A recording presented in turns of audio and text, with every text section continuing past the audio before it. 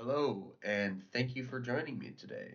This presentation is titled Language, Ideology, and Power Global Perspectives and the Case of Portugal. We'll explore how language policies around the world reflect deeper ideological struggles, drawing from global examples and a close look at current developments in Portugal's education system. We'll also evaluate how these dynamics align or differ from the theoretical framework presented in Darder's Language, Ideology, and Power.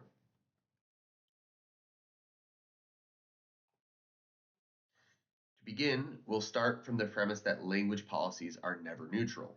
They determine whose voices are heard, whose knowledge is validated, and who is excluded from participation. As Darder argues, the politics of language signals formidable struggles around the world, where the inextricable relationship of language, ideology, and power is clearly unmistakable. This presentation will examine that claim using international case studies and new findings from Portugal. Our global synthesis reveals two parallel realities. In some regions, inclusive multilingual policies are gaining traction, offering protection and validation for minority languages, and in others, monolingual ideologies and globalization accelerate the decline of linguistic diversity. Language in this context is not just a method of communication. It is a form of power deeply tied to identity, access, and control. So let's look at some encouraging examples of multilingualism. Kenya has enshrined Kiswahili in its constitution and actively promotes indigenous languages like Kikuyu and Luyo. South Africa recognizes 11 official languages and integrates them into schools and the legal system. Countries like Ghana, Peru, and Singapore have invested heavily in teacher training and curriculum development to support multilingual learners. And of course, UNESCO has also emphasized the importance of mother tongue instruction to boost learning and inclusion. By contrast, globalization and colonial legacies continue to erode linguistic diversity, especially across Africa. In Nigeria, English is prioritized for its perceived economic value, while indigenous languages are sidelined. Even in Tanzania, where Swahili has been a success story, other nations hesitate to follow due to entrenched beliefs in the inferiority of their own languages. This leads not only to language loss, but also to the disappearance of cultural identity and knowledge systems. Language death, in this context, represents a displacement of power and epistemological sovereignty.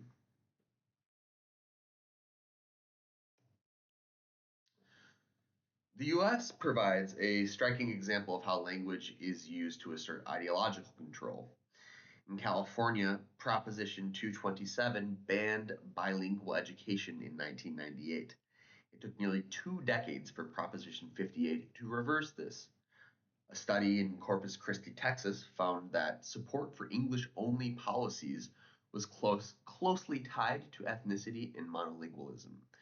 These cases show that language policy is deeply intertwined with racial, cultural, and political power struggles, precisely what Darter and his article were arguing about and warning us of. So, how do we understand these patterns? In Darter's article, he outlines how language is used to maintain social hierarchies. Institutions assign value to certain languages while excluding others, reinforcing symbolic domination. Bourdieu's concept of linguistic capital helps us see that access to legitimate language translates directly into access to power, be it in school, work, or civic life.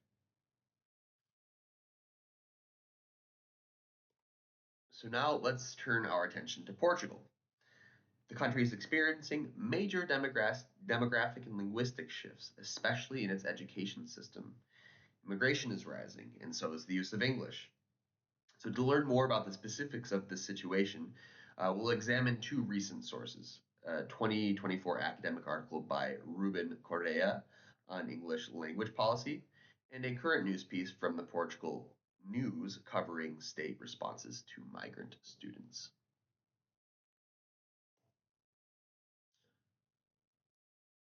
Correa critiques Portugal's English curriculum as outdated and overly dependent on native speaker norms. This reflects a Eurocentric model that values British or American English, even as students use English in more global and diverse ways. This creates a clear power imbalance. Teachers must follow rigid curriculum guidelines that ignore actual classroom realities. Students are assessed based on idealized norms they may never use. So, while English is viewed as a tool for global citizenship, the curriculum enforces linguistic elitism, slowing process towards inclusion.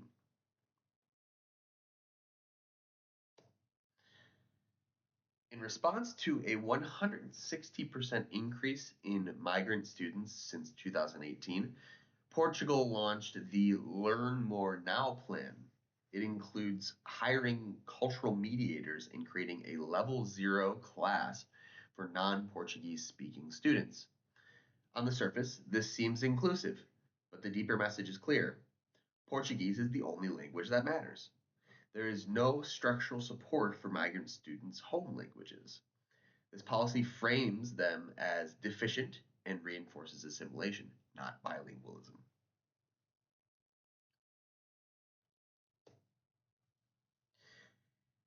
Both Portugal articles reflect the dynamics outlined by Darter. In Correa's study, outdated curricula maintain symbolic authority over what counts as correct English.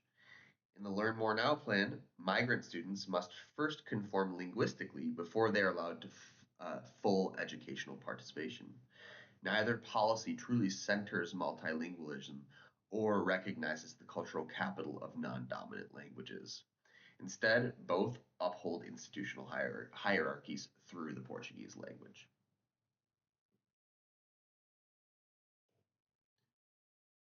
Portugal, like many nations, is in a transition. It is beginning to acknowledge its multilingual reality, but continues to operate within monolingual Portuguese frameworks. Its policies reflect a hesitancy to fully embrace linguistic diversity in a structural and applied manner. This mirrors global patterns where reforms often address surface level inclusion without dismantling the deeper ideological systems that assign value to languages.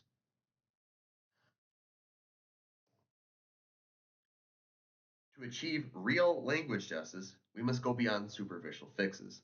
That means investing in additive bilingual education models, recognizing the epistemic worth of minority languages, and restructuring policy to support linguistic pluralism. Without these shifts, language reforms risk reinforcing the very hierarchies they claim to address. Darter's framework pushes us to ask who gets to speak and who gets to be heard. In closing, we've seen how language ideology and power intersects across diverse contexts, from Kenya to California to Portugal. Language policy is not simply about communication, it's about belonging, legitimacy, and control. Portugal offers us a clear example of a country at a crossroads. Will it continue to privilege dominant languages, or will it recognize the power and potential of linguistic diversity? That choice will shape not only education, but the very fabric of its social structure.